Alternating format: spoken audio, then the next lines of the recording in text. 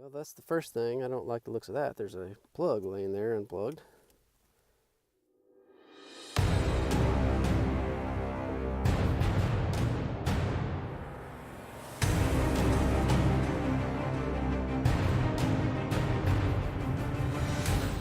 What's up, guys? Welcome to the 5th episode of the $3,000 Mustang project on Rebuild It. Let's head down to the shop and see what Dad's doing. He said he got something new in this week. Okay, we got our new item in for the shop today that I've been waiting on to finalize some stuff that I've been trying to figure out on the Mustang, and it has to do with all the lights that are on the dash. And hopefully this thing works. And that is our new scanner.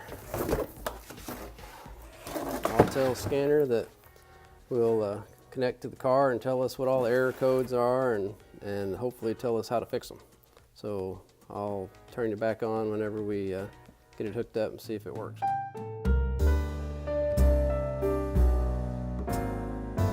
Okay guys, so today in the shop I want to look at our new scanner and see if we can find out some more about how to use it and what's going on with this car with all the error, with all the faults. So let's hook it up to the car.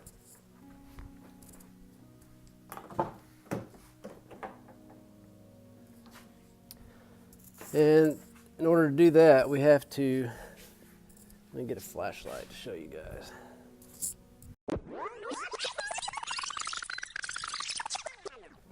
Let's look in here and I'll show you where this OBD2 scanner connector hooks to the car. So that's the kind of connector on the scanner.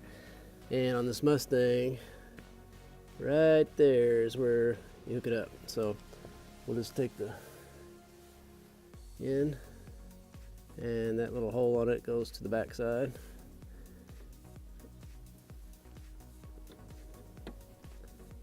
Just plugs right in like that. Okay, so that plugging it in turns the scanner on, and then we need to power the car up. Not start it up, but just put the key in the ignition and turn it on, the power on.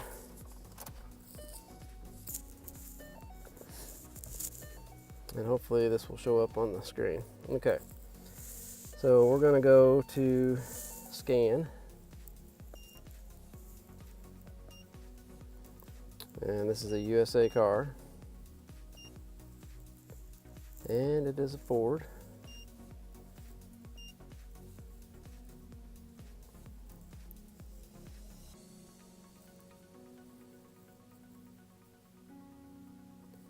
I'm going to start a new session. It's talking to the Mustang right now.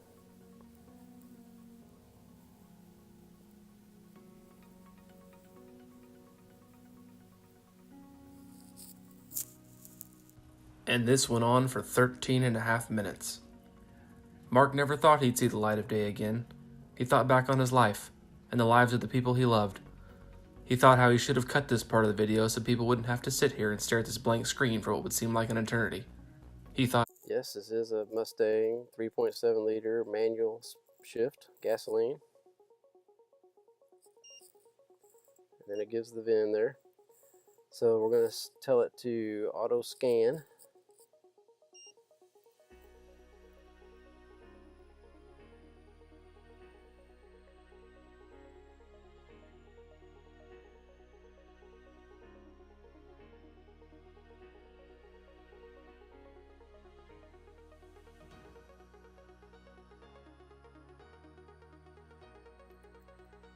Okay, so it's finding some faults here.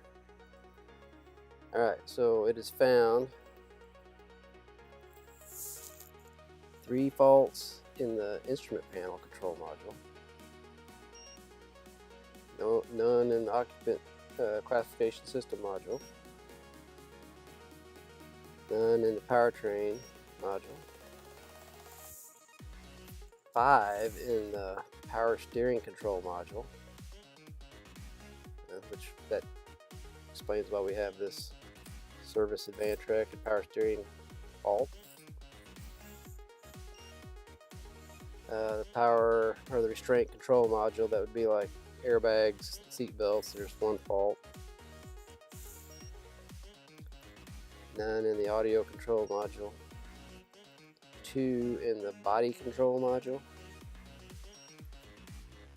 None in the front control interface module. None in the front display interface module. 3 in the generic electronic module smart junction box. And then none in the heating, vent, air conditioning.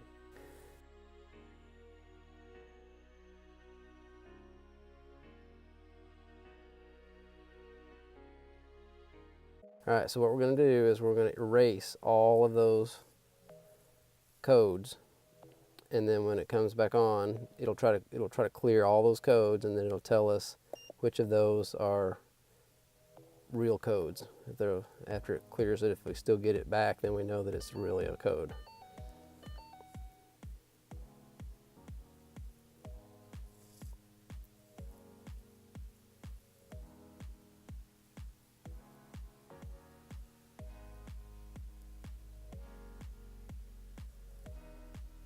Alright, so now we have none on that one.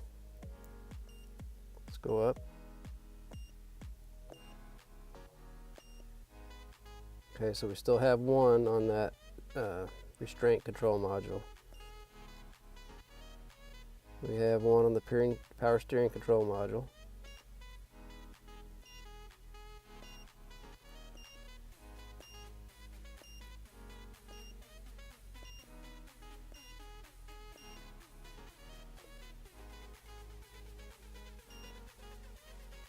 Okay, so let's look at these a little closer. Power steering control module. We're going to display that DTC, which is the code. Lost communication with the ABS anti-lock braking system control module. Okay, I'm going to hit more information on that. No additional failure type information was DTC. Fault is currently present. Okay. So somehow it's not talking to the ABS, and that's that, you know, that brain up there in the front left corner where we worried about it during the accident. It moved it over. So we could have the ABS module could be fried. So we'll look and see if what this other one was. It cleared everything except for that and the restraint control module. See what that is. Vehicle communication bus A, so it's not talking to that. Fault's currently present, so it's not talking to that module. Alright, so I'd say the first thing to do is let's see what's going on with the restraint module. Restraint control module, because I know where that is and it's pretty easy to get to, and I'll go back to it here in just a second. Okay, after I cleared those codes, started the car up, power steering fault message went away. So now I've got the service advanced track in my door. And that's all that's on there. So I don't know, I'll have to do more research on there, but I've still got the those two on ABS, traction control, and the brake. So to get to that restraint control module, we'll have to get into this, the bottom of this console. So first thing you do is take off the knob, shifter knob, and it's very long threads.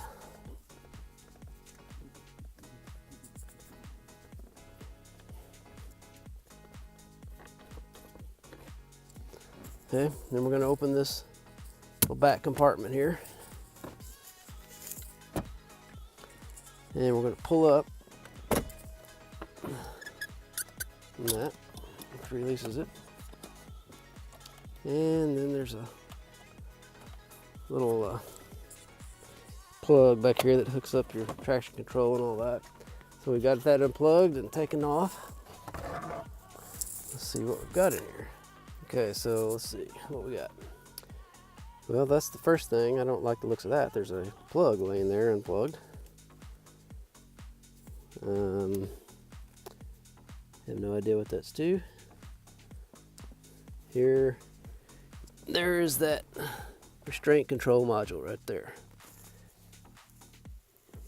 So we need to check and see if there's anything unplugged or anything that looks strange with the plugs, like burnt or. I did some checking on online on that plug, and lots of guys with manual transmissions have that. They said when they took the top of the console off, it's just laying there. So it's probably maybe a plug to go in case you have the heated seat option that might connect that, or it might have something to do with the lighting and stuff on the automatic transmission selector. But anyway, there's a lot of people have it, so I'm not going to worry about it. So I'll continue on researching. Okay, so last time we talked, I had a ABS fault code on the scanner, and as we talked about before, here's the anti-lock brake system that was hit and pushed forward in the accident, and so somehow the main network is not being able to touch or to talk to this ABS module right here. So we're going to do a little bit of testing to see if it's actually not getting the signal, or if there's no power going to it, or what the problem is. I have a sneaky suspicion that the ABS module is dead because of, I don't know if it was jarred so hard in an accident or what, but we'll take this plug off and see if we can at least make sure it's got ground to the ABS and power.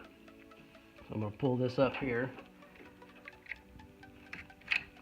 and this latch release pulls the plug away from the ABS module.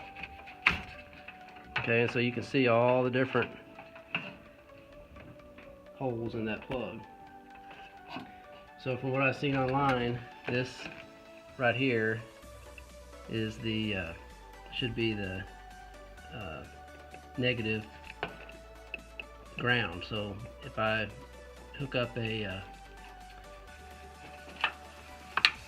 light to the battery, I should be able to check that with my test light and see if I've got a negative, or if the ground is good. So one part of the problem is sometimes they don't have a good ground. So since that's on the other side of the car, I'm going to have to hook my battery cables up to the positive side, and then when I touch any ground with this light, that should light up. See how that lights up? So any ground on the car, anything that's grounded should light up because it's got to go through this test light. So the case of the ABS system is grounded, so it lights up. So let's go in here and make sure we have a good ground in this connector. So as you can see, we do. So I've heard some people say the ABS failure is caused by bad ground, but we have a good ground going to the ABS. So now let's check and see if we've got good battery power, which should be in this side over here.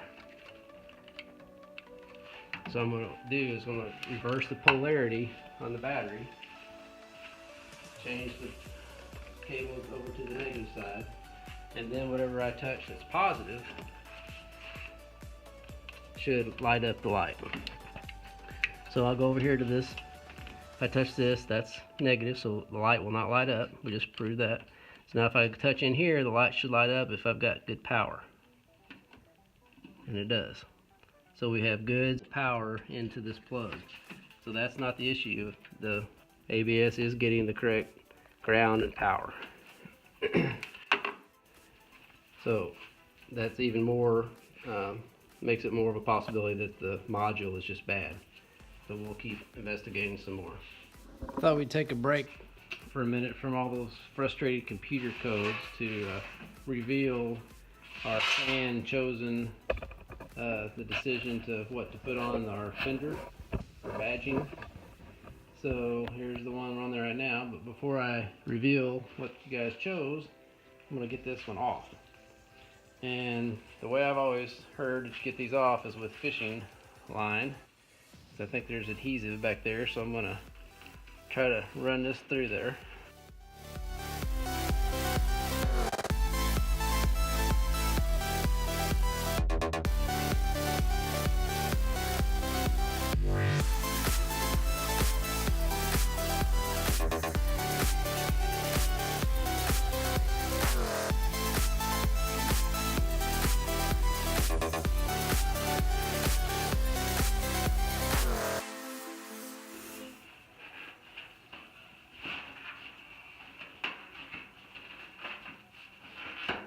There we go.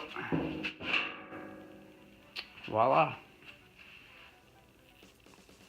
And now we will reveal what's going to go here. If I can get the bag open.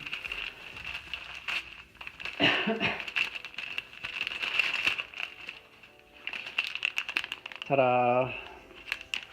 So these are adhesive, just like those, and that will go like that, one on each side, or maybe like that, probably like that. Hate to have the horse running backwards. Next week on Rebuild It, Mark takes off the front bumper that he installed last week. Also, make sure to check us out on Instagram, where we post behind-the-scenes photos, sneak peeks, giveaways, and information for future videos. Thanks so much, everybody, for tuning in and watching this week's episode of Rebuild It. Make sure you subscribe so you don't miss out on any awesome content. Have a good one.